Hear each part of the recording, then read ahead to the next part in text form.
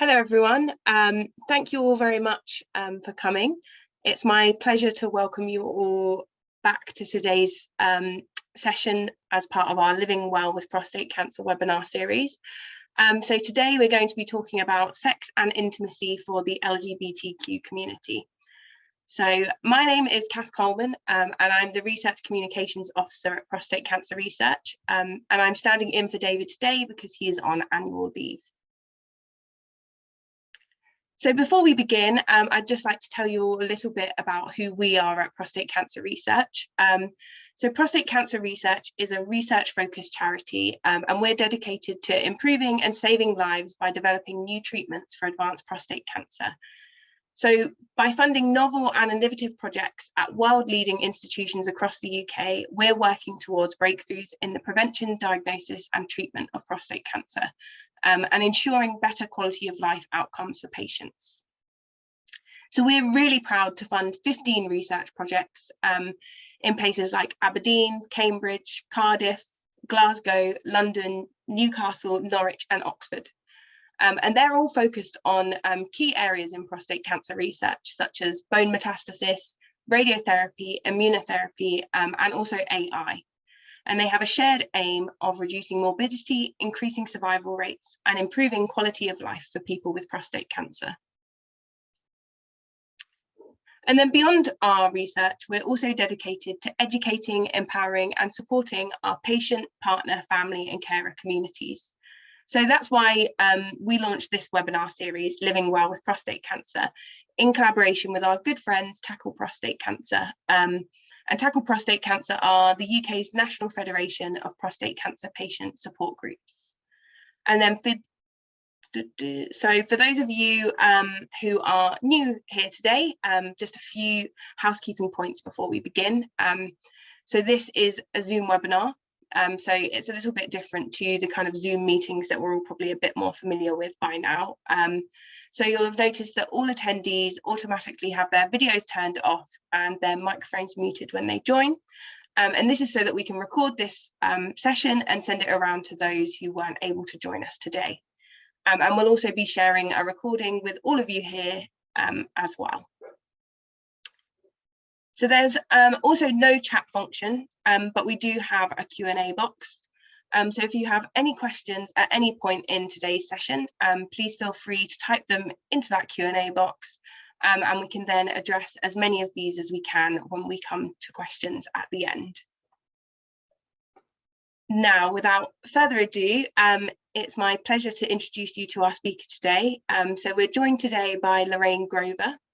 And Lorraine has over 25 years experience managing patients and their partners regarding sexual issues following a diagnosis of prostate cancer. As a clinical nurse specialist and sex therapist, she is able to do this in a multidimensional way. She's a member of the British and European Societies of Sexual Medicine. Lorraine has a diploma in psychosexual therapy and for several years worked in the NHS, providing nurse-led erectile dysfunction clinics at St George's Hospital in London and Wickham Hospital in Buckinghamshire. She sits on the Board of Trustees of the Sexual Advice Association and has also achieved a Developing Practice Award from the Queen's Nursing Institute to develop an information package for patients and partners regarding erectile dysfunction. So thank you very much for speaking with us today, Lorraine. Over to you. So I will just stop sharing my screen and then you should be able to do that. There we go. And then I'm going to hopefully share my screen, okay? There we go. See that okay? Yeah, perfect. Great. I'm thrilled to have been asked to speak to you all today. I've been in this specialty for 27 years, as Cath said, and when I first started, there was nothing for the LGBT community. And it upset me. Everything was very heterosexual and yeah, it was awful. The questionnaires we have, the questionnaire called the IIF, International Index of Erectile Function, is a standardized worldwide questionnaire, but it is for heterosexual couples. And so I know there's a lot that needs to be done and a lot has been done to some degree. So I welcome you all with open arms because we're all learning, and I just hope that you feel at the end of this session, I've helped you all to feel excited, enthusiastic about the way forward if you're being diagnosed with prostate cancer. But I'll tell you a bit about my title. The psychosexual is the nurse, is the sex therapy side, and the nurse, I was a clinical nurse specialist in erectile dysfunction. And when I spoke to patients, it was really clear that it's not just about a penis in erectile dysfunction, that there's actually a person and there may be a relationship. And sexuality is very much part of that for every individual. So let's move on, and hopefully I can share some help and advice for you all. This advert, I've been allowed to show it. Lloyds Bank have allowed me to show it. It caught my eye. I was on a train and I saw the word sex, and it's a bit like sex is everywhere, isn't it? But to see it on a banking advert, well, here we are talking about money, but I would say that we don't talk comfortably about sex and sexuality, politics, religion, or money. So I just think it's a nice image to bring to things to mind about everyday life and what we may be doing, and what we talk about and what we don't talk about. And Bernie Zilgeld has written a brilliant book called The New Male Sexuality. And the images I have here are of beautiful statues, very well known statues, some not so known, but I've also put this picture of a tunnel. So when I was walking to this, I just thought, do you know what, that tunnel, it's how some patients may feel. They're either trapped in a tunnel and they don't know their way out, or you might be able to say, I can see my light at the end of this tunnel. And when you've had a cancer diagnosis, you have all sorts of things come into your head. So I just think the tunnel image and how it might feel for you is very relevant. Is sex important? Well, I would absolutely say yes, it is. And it is a fundamental right. The World Health Organization have got a declaration about sexual health. Not only that, I came across the Sexual Orientation and Gender Identity Council of Europe. I felt what a fantastic resource when I read this, and it's got about equality in all spheres of life for LGBTI persons. And I think it's just wonderful to read. There was so much there. And also there's a really lovely video. It's quite short, it's 6 minutes, and it's of a gay gentleman who actually got the rights.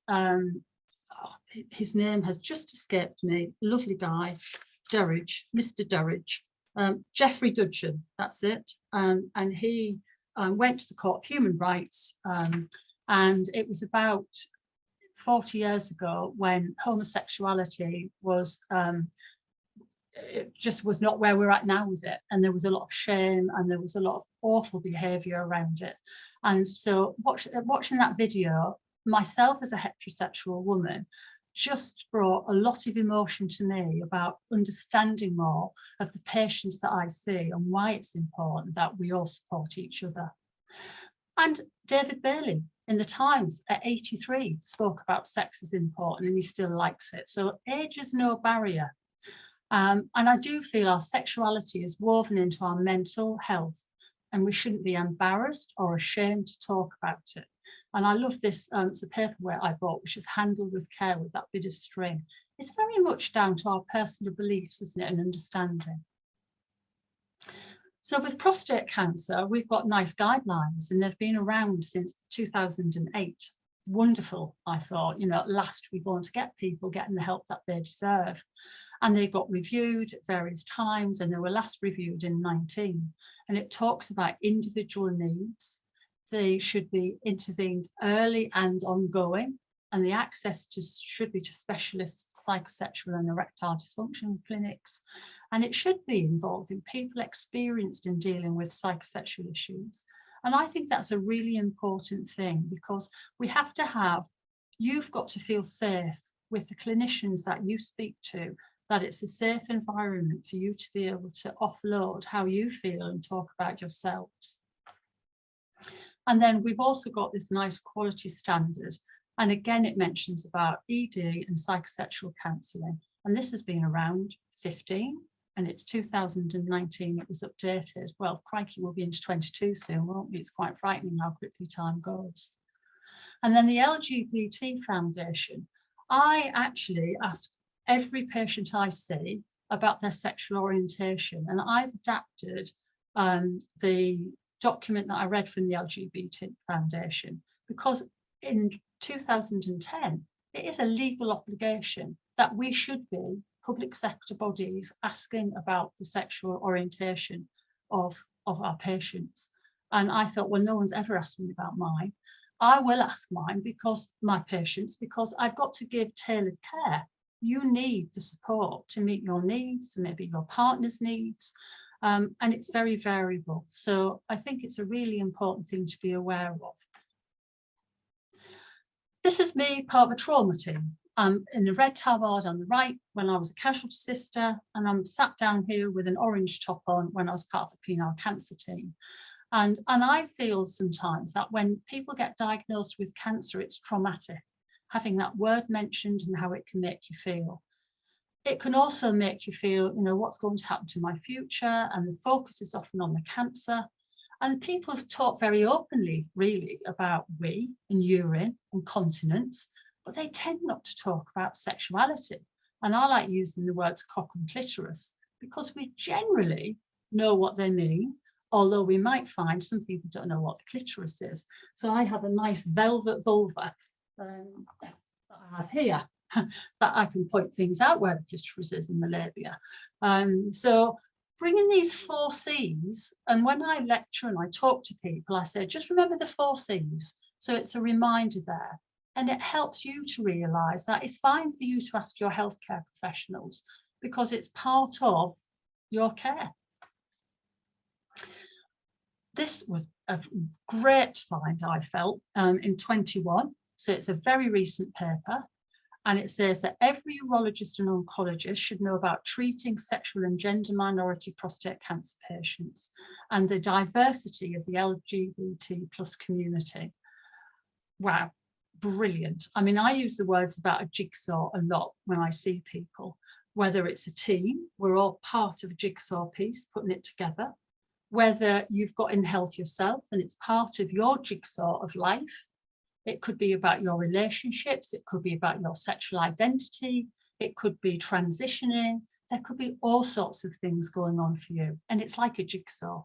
But this paper, I was just so thrilled to find, because I thought, you know what, here we've got this credibility that says we should be addressing this and talking about it in urological care.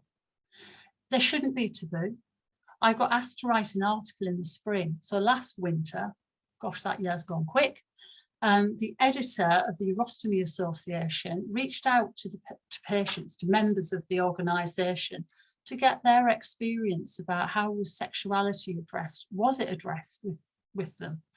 And then I wrote this article, and really it proved the point that sex is often the elephant in the room, and it isn't being addressed, and we shouldn't be quiet about it. This image about pride flag and this sexual orientation, or how we identify about romantic attraction or our gender identity, I think there's a lot of fear from healthcare professionals. There has been, I will put my hand up to say, will I be good enough? Will I be able to meet the needs of my patients if I don't know the answers to things?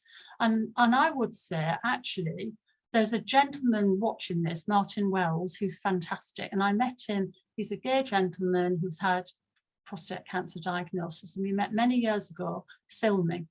And sadly, the film was lost. It didn't record well. But as a gay man, and for me talking to him and asking him questions, and he said to me, I've not been asked these questions before. And I said, look, I've got lots of questions, because how can I answer them if I don't know the answers? And over the years, we've kept in touch, and you'll see a picture of him later on in my presentation. And actually, what it's taught me is, you know, we address things. If you're not sure about things, you talk about it. You've got to feel comfortable and able to talk to the healthcare professional in front of you. And hopefully they will be able to guide you with information. So I really like this image. I thought it's really helpful for people to understand a bit more about things. And here's Martin on the top right-hand corner, and Ian Smith, a lovely chap that I met on social media. I find social media You've got to be careful what you look at and who you're hearing information from, but it can give you lots of really good information, and it helps with networking. And I met Ian on social media. We had a long conversation. He, again, had been diagnosed with prostate cancer and then did a photography course and then did some wonderful artwork. And his first artwork was on heterosexual couples, but he realized he wasn't meeting other people's lives and what they were going through. So he then did the prostate gap. And the prostate gap, I've got one roller blind, which you can see here, and Ian has one. Now I'm in the south with a northern accent, and Ian's up north. And our mission is to try and get our roller blinds, or his photography, all around the country on display in places where people can access. He's had his in a library in Manchester, just to help raise awareness and just normalise that we're all different. So we know as healthcare professionals, patients want us to initiate the discussion. This rainbow on my little tile is on my desk. I've got one here when I do my Zooms. I just hope that it makes people feel comfortable and that they can talk about things in that safe environment that I mentioned earlier on. Because if you impart knowledge and you increase the confidence in people, that's a great way of communicating. We want it to relieve anxiety.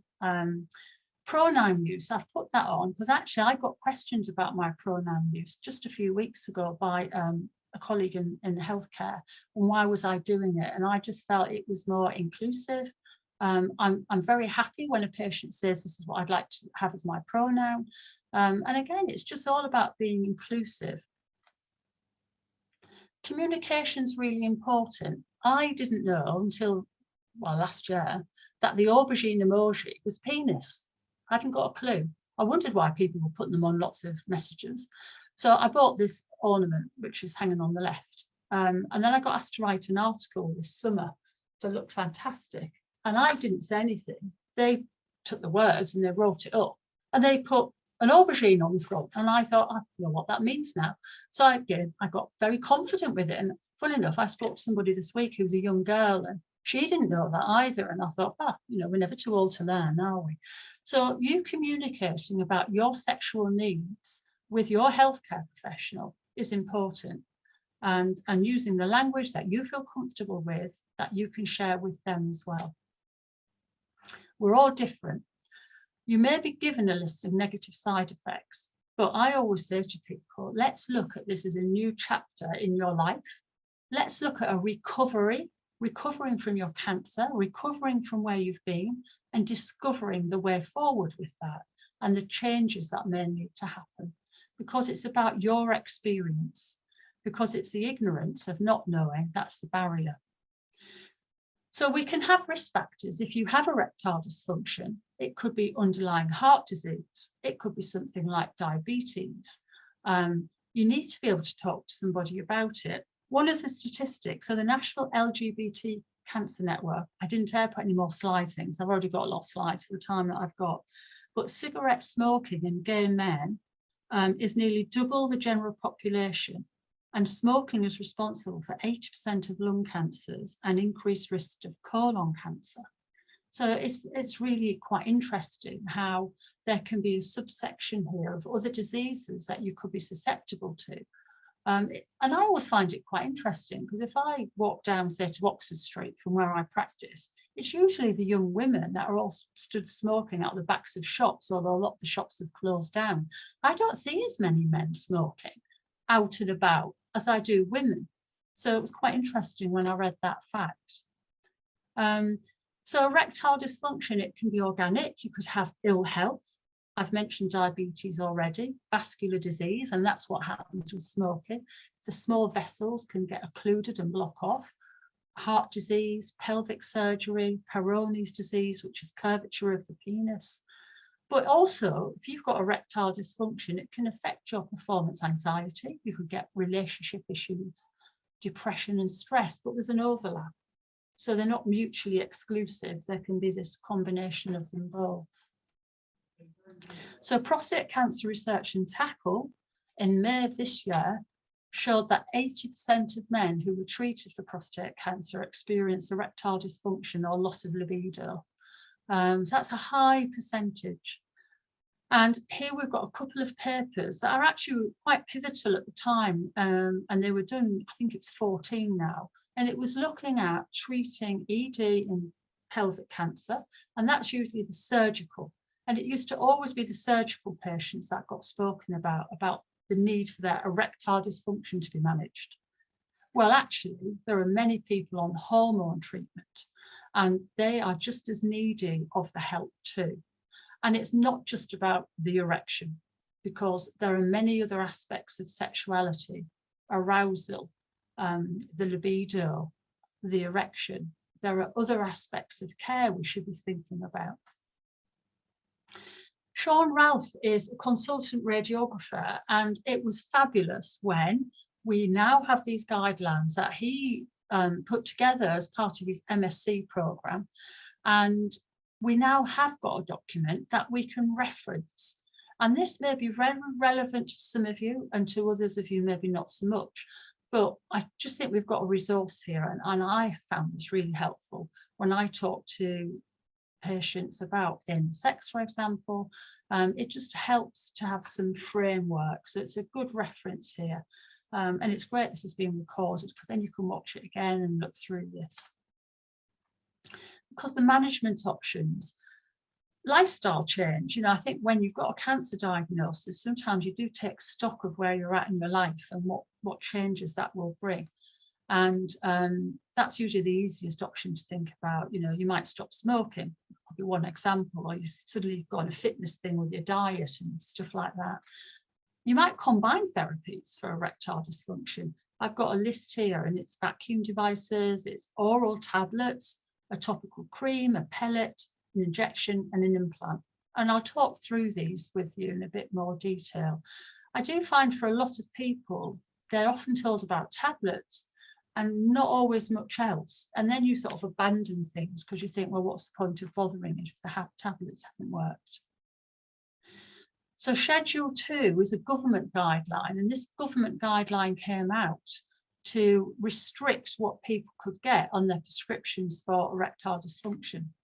And I've highlighted in orange prostate cancer and people who've had their prostate removed. You are entitled to the guideline of 4 treatments a month. That's 1 a week, for example, a tablet. But it also includes the vacuum device, injections and the pellets and the creams. It's slightly changed in 14 because one of the tablets, Viagra, which is also known as sildenafil, became generic, so it became very cheap. So they didn't restrict it then, and they said any person with erectile dysfunction could get however many tablets they needed. But I have to say it's become quite a postcode lottery, and people are often restricted to the guideline of 4 a month. In fact, some places they're restricted to 2, and I am starting to hear of some places where patients are being told they've got to fund it themselves completely. So there are lots of changes that are occurring, and it will vary geographically. A bit of a fun thing here, you know, which one of these things do you think links with an ED treatment? And I must remember to tell you which one it is, because I spoke recently and forgot to ever say, but maybe people guessed in the end. So the tablets, we've got 4. The most common is sildenafil, Viagra, and tadalafil, Cialis. I often say they're a bit like the branded products of, say, Coca-Cola and Pepsi. Coca-Cola tends to have been around a long time, and Pepsi not as well known maybe, but they're very good drugs, and they work with sexual stimulation. If you've had a radical prostatectomy, their efficacy, as how well they work, may not be as good because the nerves have been affected when the prostate was removed. And the nerves can go into a shock state called neuropraxia. So the signaling to your penis to help it relax doesn't happen.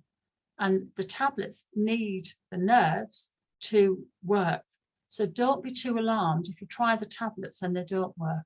And a common way of managing penile rehabilitation from a radical prostatectomy is giving a person 5 milligram daily tadalafil. And you have to take that every day for at least 5 days and carry on taking it. And by the 5th day, you reach a steady level of the drug in your bloodstream. And for some people, that may help them get a bit of thickening of their penis, a slight erection, or it may not. But it certainly can help at the cell level, the structure within the penis. But to get a good erection for sexual activity, and that could be masturbating and playing, just playing with yourself and seeing what happens, you often need to add an additional 20 milligram of tadalafil.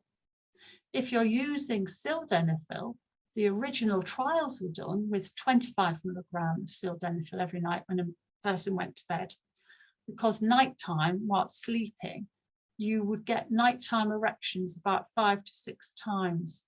That's the natural physiology. And so that small dose at night rather would help.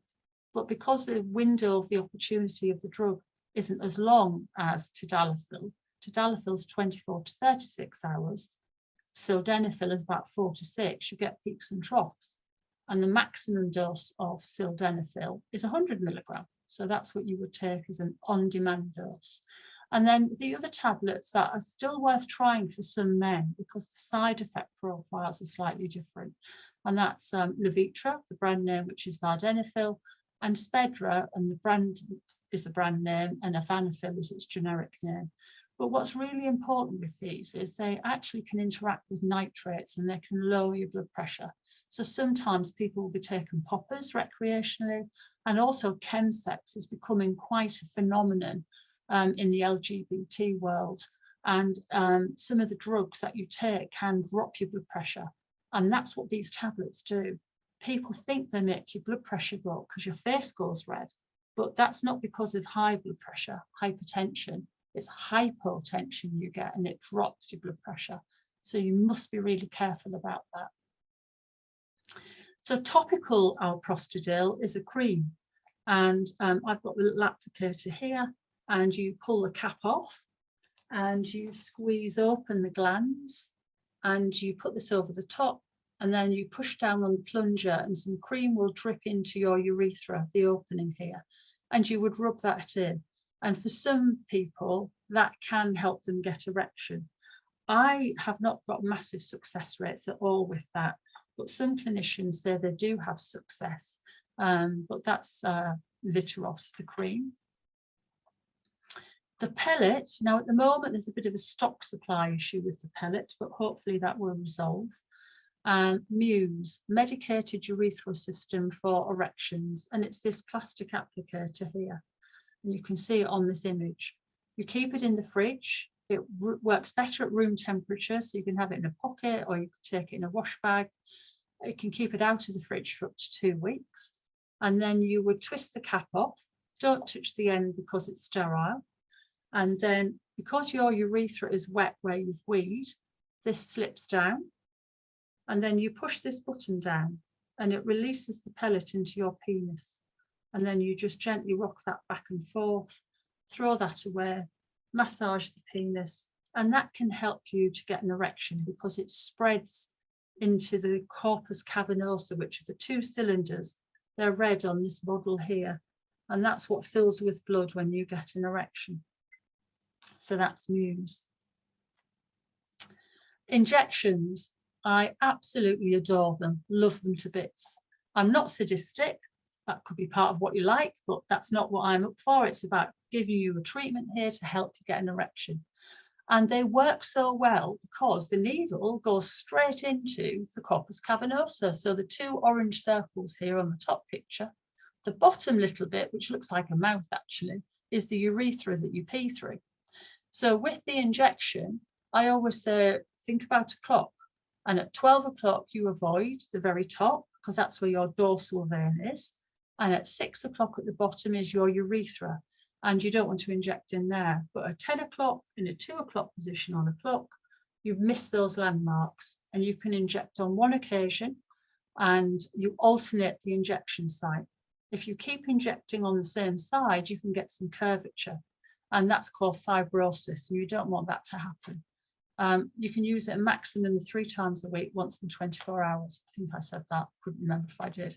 What you never ever want to get is a priapism. And a priapism is a medical emergency when an erection lasts for 4 hours or more. So the important thing when trying injections is that you start with a small dose and you gradually increase it. Do you know what?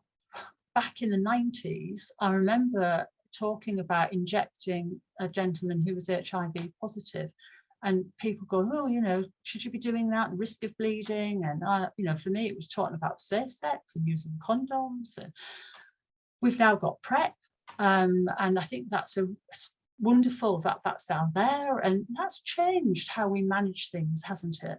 And so, you know, I would never hesitate to be teaching someone to be injecting. I wasn't then and I'm not now. And it works in about 95, 98% of people. So it's a fantastic drug. And there are 2 injections we've got now. We've got alprostadil, which is the same drug as the pellet and the cream.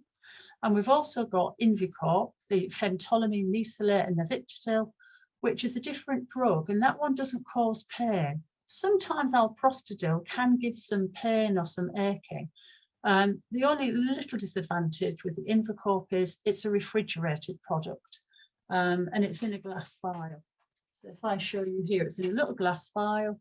And the other one, which is Viridal Duo that I use, you don't need to keep in the fridge. But, you know, it's just knowing it's there and you having a choice of what you feel works for you is what's really important. And then this is a penile implant, and you can get bendy rods, which is the 2 on the bottom, and an inflatable, which is the 1 on the top. And the bendy rods, you've always got the erection. So for trans, often they may be put in when you have penis formed, and you've got an inflatable as well. But the erection is always there. You would just bend it in your clothing away and bend it forward when you wanted to use it. Whoever puts this in needs to be a skilled surgeon so that they size it correctly. But this is something that certainly in prostate cancer, if you're at the point where you've tried things and it's just, they're not working for you, think about this. I mean, I tend to say, wait until you're about 3 years down the line to be thinking, because there can be recovery of the corpus cavernosa, that tissue. Once these are put in, the corpus cavernosa tissue is removed to put them in, so you can't take that back. But, you know, have a look about them. There are peer groups where people can talk about what their experience was like for them to have them put in as well. So implants should be there as a treatment choice. And the effects of the treatment on you and how you feel. Well, there are these physical changes, and we've been talking about that just now. Well, I've been talking about it. That's the one thing about a webinar like this, is not having that interaction, but I hope that you're listening and got questions at the end of it. But we've got the emotional changes as well, and that can happen at any time. It's a spectrum, isn't it? A spectrum is a bit like sexuality as well, that we never know how we'll feel, we'll never know what path we want to go down, we'll never know when that emotion hits us. And being mindful to get some help when that's required is there. Men's health, females' health, everyone should be relevant to be able to get help for their mental health. It's so, so important. It's not just about physical health. Because, you know, individually or whether we're in a relationship, things can change. And one thing that Martin and I have spoken quite a lot over the time that I've spoken to him, and he was saying to me about, it was about being seen as a man, being seen as a gay man. You know what? That's so important, isn't it? All of us being seen for who we are. That's, you know, if you can embrace who you are and be seen by people in healthcare, wonderful. It's good for your self-esteem. You know, it's good for whether you're in a relationship or not. It helps you with connection with people and forming groups with people, of like-minded people who can support you. You may already have pre-existing sexual difficulties. You know, you're not just presenting with prostate cancer, you're presenting as a whole person.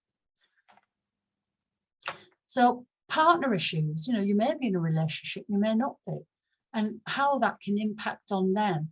They may feel at a loss, they may feel this emotional disconnection with you because they feel helpless, they don't know what to do. They may be fearful for many reasons. There's a change in role. This image, sex, Michael Craig Martin gave me permission to use this, it hit me. It was George Michael's painting, and I spotted it when I was ambling around London one afternoon while I was killing time before meeting somebody. And Christie's had his art exhibition. Sadly, he had died. And I just thought, what a magnificent piece of work, loved it. And I just thought, you know, for some people, sex is a real high priority. And in healthcare, if we're not addressing it, we're missing a lot of that emotional support people need and how that can impact on their health. I like using the analogy of cooking pasta for this slide. It's about arousal circuitry. So the biggest sex organ is our brain, and it makes us think, you know, we get horny, we'll see visual things, we might hear things that turn us on, and it gives us that level of interest. And it moves into our arousal phase, where we get vasodilation, we get our erogenous zones filling with blood. It might be our earlobes, it could be our nipples, the penis, the clitoris, the breast area, and it makes us feel nice, and we move into our plateau phase. And that plateau phase is a bit like the analogy of rolling pasta, 5-6 minutes, rolling along at the right temperature. So I've got it just cooked nicely at the end, moving into an orgasm and then having a resolution phase. And the plateau phase, if it's not rolling nicely and it's shortened for whatever reason, so you could think about maybe a man with rapid ejaculation or premature ejaculation, the water of that pan's been too hot and the water splashed out all over the hole.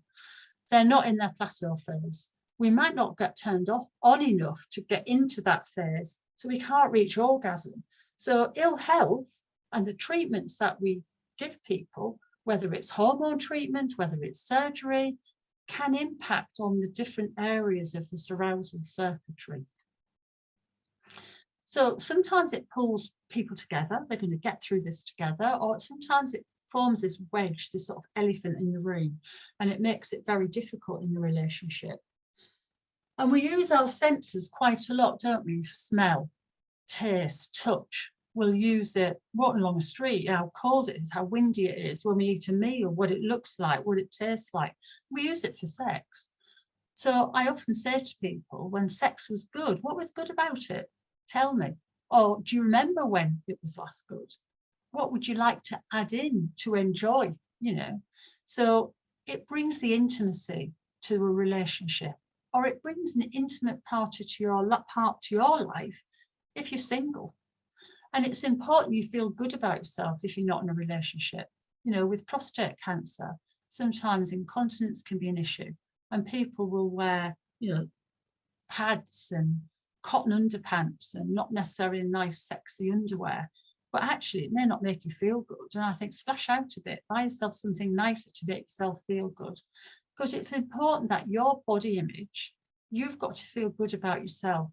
How can you feel good to share with others if you can't feel good about yourself? And it's, you know, for you to take that responsibility with a helping hand is important.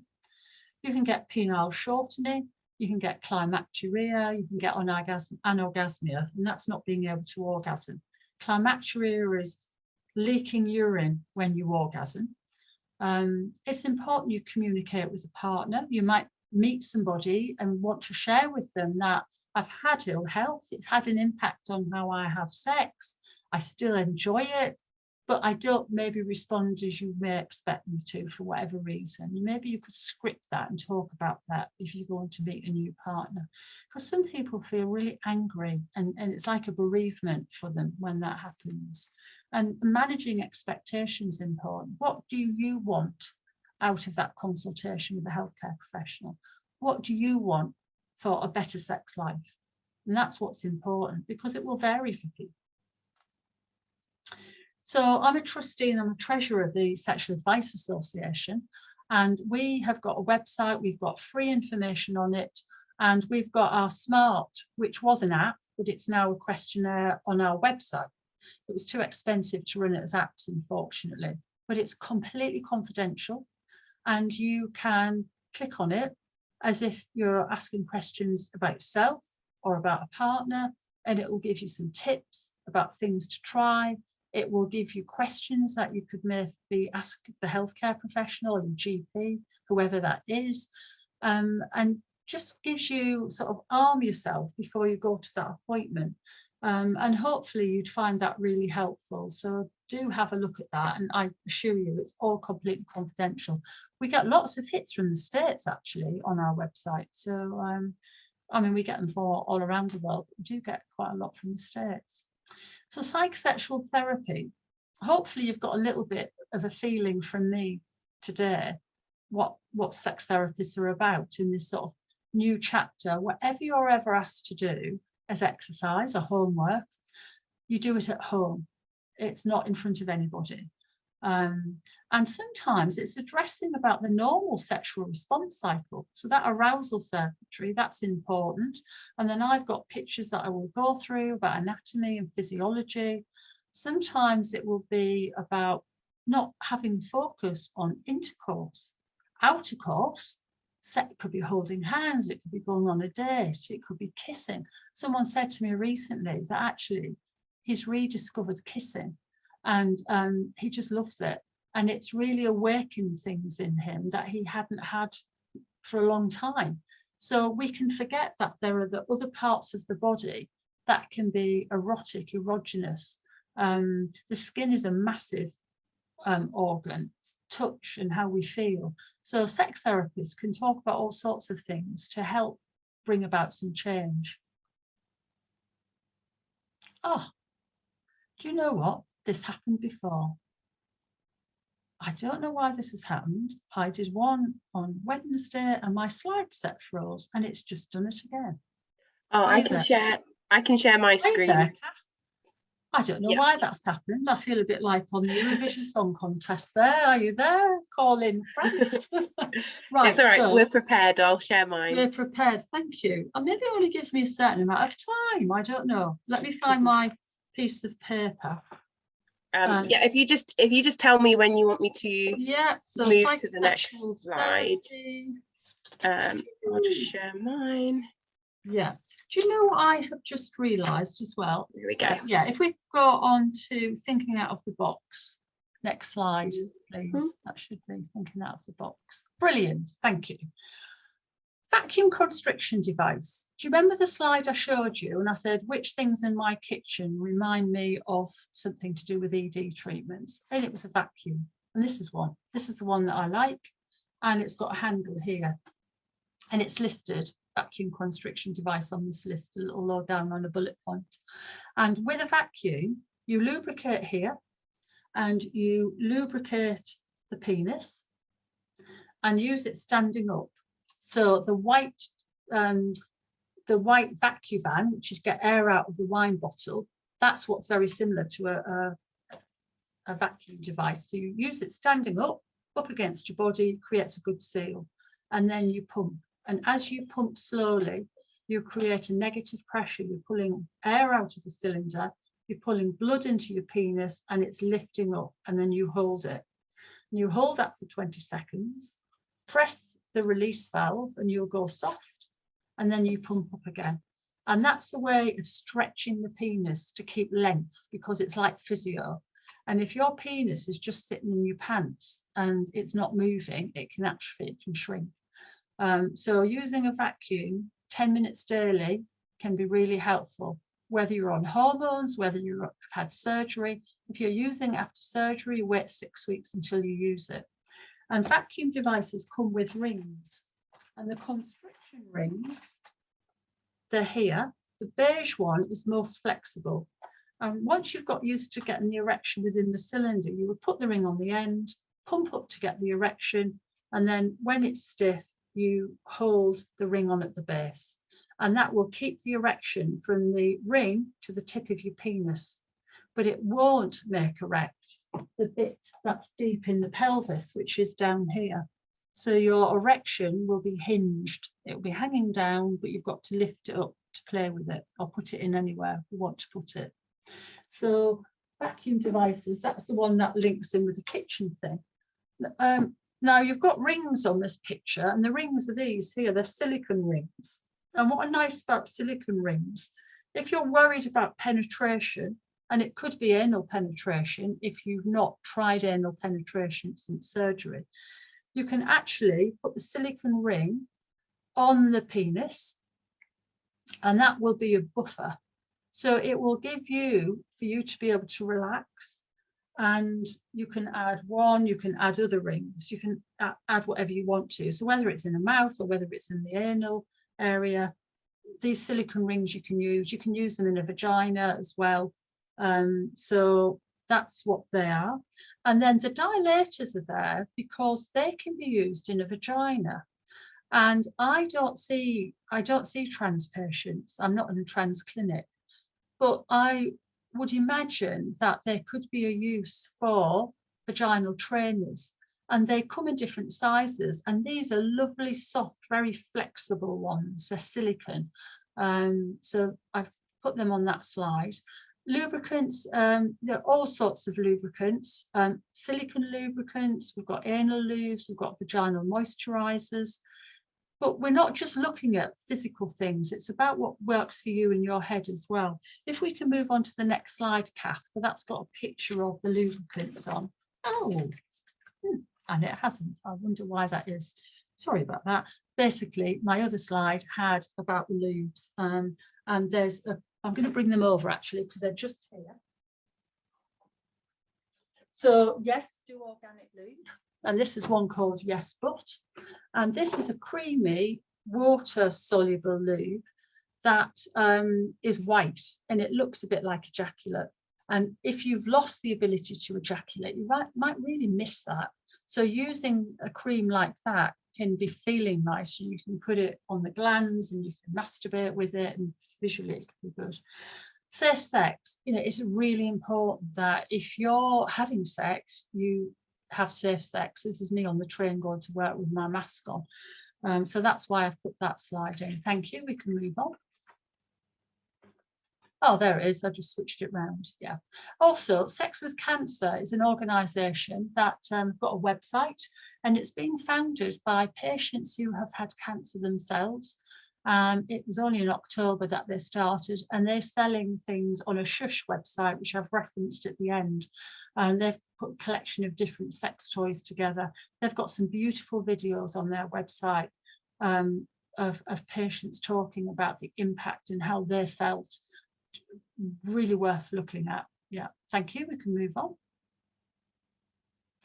And these are just a variety of toys. The glass rose in the middle is a butt plug.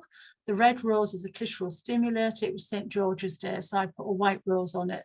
The silicone egg on the side was Easter time, and that's a silicone egg that you can put down the shaft of the penis.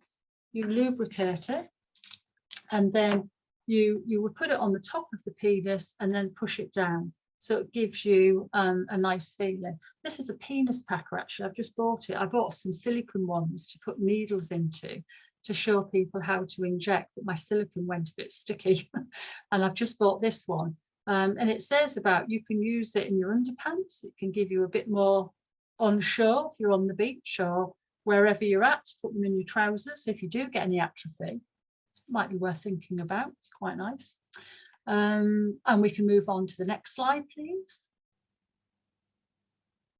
Thank you. This was me shopping in a supermarket, and I got what I needed. And then I always love looking around the elastoplasts and bandages and condoms, because that's usually where the sex toys are. And if they're on offer, it's even better. You get your club card points. These weren't, but I bought them anyway. Little bullet vibrator and another vibrator, and they don't have to be put inside at all. You can use them between the legs. You can use them around your balls, the vulva, nipples. It just alters sensation, and using that with some lube. Now, remember that some lube can have a high glycol content in, or it can cause thrush for some people and some irritation. So be mindful of what you're putting on your genitalia and just look at what's in there. But sex toys, you know, you can get them a huge variety in price, very cheaply. You can even get one from one of the shops that sell things for £1. And you can get them that cost 300. So there's a whole spectrum of them. But you know what, experiment a bit, you know, just try it. If you don't like it, get rid of it, you know, clean it all off. pass it on, as long as it's all been suitably cleaned. But, you know, it's just all about having the fun element of sex again. So if we move on, please. So the reading list, I've listed some things here that I hope you will find really helpful. I have found them interesting to look at. When I did a piece with Martin for Out With Prostate Cancer, I think it was, well, Martin, you can tell us at the end if you want, it was years ago, and you asked me to do a little piece about my job. And the article in it where men had written about their experience was just gorgeous. And to me, it's relevant for straight men as well as gay men. It was a really informative piece. Pinktherapy.com, there are sex therapists who will specialise in certain groups regarding sexuality. Queering Cancer got lots of great information on their website. The intimacy and sexuality one that I was involved with writing, gosh, 11 years ago, that's actually on our Sexual Advice Association website, and it's a booklet. Needs a bit of updating, but a lot of the information is very relevant now. And we can move on, please. And then I promised when I did a little bit on social media about Christmas shopping ideas, and these are some of the websites, and some of them have got offers on anywhere, where there's a whole variety of sex toys. Some sex toys that could use if you're trans, you've got them, you can use them if you're couples, there's all sorts there, and it's really down to individual preference. Next slide, please. Now that's just my details, but there are a couple of things on here. The Erection Connection was a flip chart that I developed many years ago. My idea was it would be given in primary care as a CD-ROM. That was how long ago it was. And I never got the funding to do what I really wanted to do, was to have it with signing in the corner, or to increase the vision of the letter size for visually impaired. But it's on my website. It's a very simple piece of work, but it's informative. And I'm being enthused to revisit it again about the signing. So hopefully 22 might bring that for me. And the Macmillan, I used to answer the questions for their male sexual function, or male sexual cancers rather. And I did it for quite a few years, and then it stopped in COVID. They haven't gone back to doing that, but they did get in touch with me to say they've collated a lot of the questions and the answers that I gave. And there's a piece on their website. So there might be questions there that you've got, or you're thinking about, you might think of next week or tonight. And it might be there actually, because it was super. We've got so many questions from people all over the country posing them. So hopefully that's a helpful resource. And I wish you all well over the weekend. And it's time probably to have some questions, and then you can set yourselves in for the weekend. Thank you, Lorraine. That was excellent. Really interesting. Thank you. So as Lorraine said, we're now on to our Q&A section of today's session. So just a reminder that you can also submit anonymous questions if you'd prefer. But I will, so we have had a couple of questions in, so I'll kick off with those. So we've had one in that says, has there been much research on orgasms after a radical prostatectomy? Personally speaking, I feel the sensation is significantly reduced or no feeling at all, although I can tell I have ejaculated. My consultant thinks it will come back in time. It's been 5 months and I cannot find much information on this, and my consultant found it unusual. It's not unusual. It's really common. There isn't much information about it. And you're absolutely right. So general, people say to me, well, not a third. Some people say it's better than before. And I'll ask them, what do you mean by that? And they'll say it's more of an old body, and they describe it as what they feel is what like a woman has. Other men will say it's not as good as before, like this gentleman or this person saying. And other people say, I just can't do it. Now, 5 months is very soon still from surgery. And it can take quite a time to readjust, but that recovery and discovery. And also, there's so much that's changed and going on, probably in your head as well, that I often wonder if with input with sensate focus, the exercise I was talking to a little bit about earlier on, it's about touch and just exploring other parts of your body, because something that would have worked for you before that isn't now. You knew what to do, whether it was self-pleasuring or with your partner, and it's not as good. Orgasm is a different pathway to erection, and there is very little written about it. I still think it is very early, but it is really common for it to be altered. And it is such a mixture. I can't even say what percentage of men say it's better. You know, of the men I see, most men are coming because they've had surgery. It's so mixed between how they experience that orgasm. So I would say you could Google sensate focus exercises, and there's stuff on the internet about that, and just rethink about how you're touching yourself or how your partner's touching you, and the sex play that you're having to help you with that. What are you using for arousal? Yeah. Great, thank you. So I think you've covered this in part in some of your slides, but something we actually get asked a lot by a lot of people writing into us is kind of advice around having that conversation with health professionals, and kind of bringing that topic up if that's something that they want to discuss with them, and whether there are any tips or advice around that. Yeah, I mean, I think scripting, writing down what you're going to say, stick on a bit of paper. If you said, I mean, even today, you know, you can say, I was on the PCR website and I've watched this video, this webinar, and they were talking about the importance of sex, and, you know, I'd like to talk to you about this. That's there, we've got that, you know. I often say I can get blamed for all sorts, you know. You can go back and say, I was talking to Lorraine today and she said this, you know, that actually, this is something that you have a right to ask for help. So you can script it beforehand. Nice guidelines, which you can put into Google, nice guidelines. There's a whole pages of it. Yellow, well, I've put it all yellow. Anywhere that mentions sex, I've marked up yellow. There are lots of areas on it. It's there. It's part of the care that you need. So it's just actually, unless you say those words, rarely, I don't think it will get asked as well as it should do. So write it down, just do it, and promise yourself at that next appointment, you're going to ask for the help, because you know, well, I've been told there's a high incidence in sexual problems. Can I talk to you about how it's affected me, please? Or can you help me and direct me to somebody who can help me with this?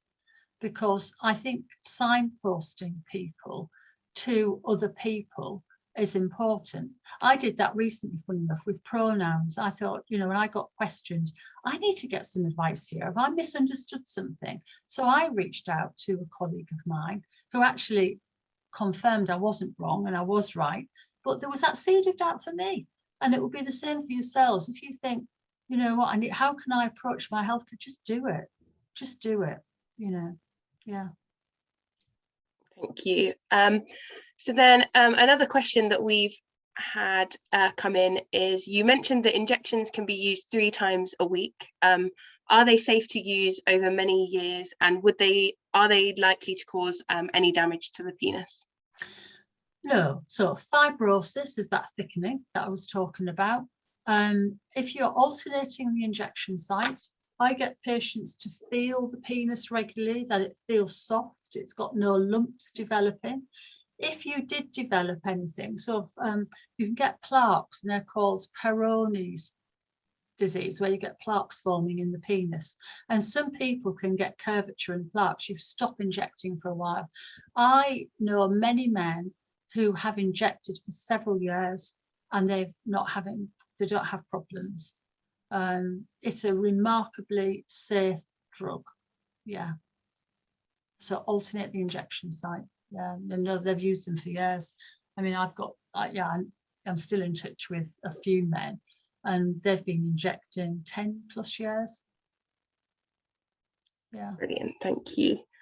So then earlier on, you kind of mentioned diet inside the kind of lifestyle changes. Is there anything like, are there any particular tips that somebody can follow in terms of diet? Mediterranean, yeah, I mean, the Mediterranean diet, again, you Google that, there's a lovely pyramid about how much you should eat, and the Mediterranean diet is a really great diet to follow. lots of fish and olive oil and low red meat, vegetables. There's a good diet to look at. Yeah, and everything's in moderation as well, isn't it? You know, I do say to people, you know, especially when you've had a cancer diagnosis, you know, you can have, it's like the rug's being pulled out from under your feet. And, you know, and suddenly people, you know, you need to give yourself a bit of respite. But I mean, I must admit, I try and eat more of a Mediterranean diet, certainly have as I've got older as well. I really enjoy it. You know, it's lovely. It makes you feel good. It's healthy. It's, yeah. Brilliant, thank you. So I think unfortunately that's all we've got time for today, but a huge thank you, Lorraine, for your talk and for answering all the questions today and last week actually. And we really had comments coming through saying what a brilliant webinar on the Q&A as well. And also thank you to everyone who attended today and submitted your questions. So I hope you all have a lovely rest of the evening, and thank you again. Bye.